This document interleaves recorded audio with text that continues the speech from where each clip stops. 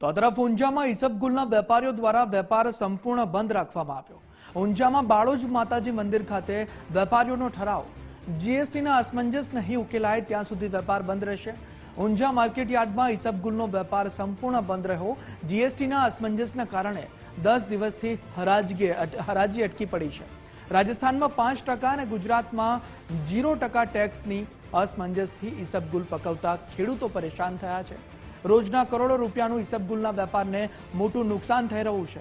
વેપારીઓ અને ખેડૂતો દ્વારા ટેક્સમાં સ્પષ્ટતાની માંગ કરવામાં આવી છે। જો ઉકેલ નહીં આવે તો ખેડૂતોને વાવેતર બંધ કરવાની સ્થિતિ આવે તેવો વારો છે।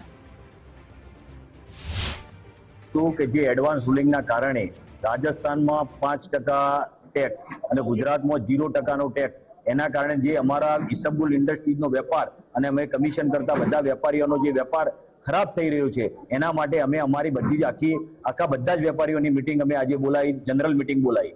ઊંઝાના વેપારીઓને મોટી અસર પડે છે કે ક્લિયર કટ નથી થતું। રાજસ્થાનમાં કોઈ પણ નિયમ હોય તો એક જ ટેક્સ હોવો જોઈએ, વન નેશન વન ટેક્સ, જે મોદીજીનું સૂત્ર છે। રાજસ્થાનમાં 5 અને ગુજરાતમાં 0, તો 5% વાળો માલ અહીંયા 0%માં અમારે કેવી રીતના વેચવો, એ મોટો પ્રશ્ન થઈને ઉભો રહ્યો છે। આ ઈસબગુલનો ટ્રેડ જે 5% અને 0%નું જે બેનું તફાવત છે એ ડિફરન્ટ ના હોવું જોઈએ। યા તો 0 હોવું જોઈએ યા 5%, અને એના હિસાબથી ટ્રેડ ખરાબ થાય છે। ઈસબગુલનો વેપાર બંધ થઈ ગયો છે, તો એના હિસાબથી ખેડૂતને આ જે પૈસાની જરૂરિયાત છે, એમનો માલ વેચવો તો કેવી રીતે વેચવો એને તકલીફ ભારે થઈ ગઈ છે।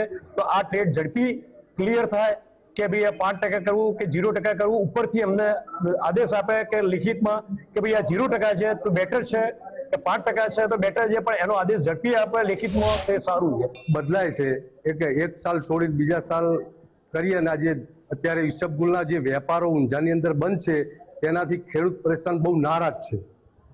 બરાબર, તકલીફ પડી રહી છે ખેડૂતને તો ડાયરેક્ટ ત્યાંથી ભરી ત્યાં સારા ભાવ મળે ઊંઝા આવીએ છીએ।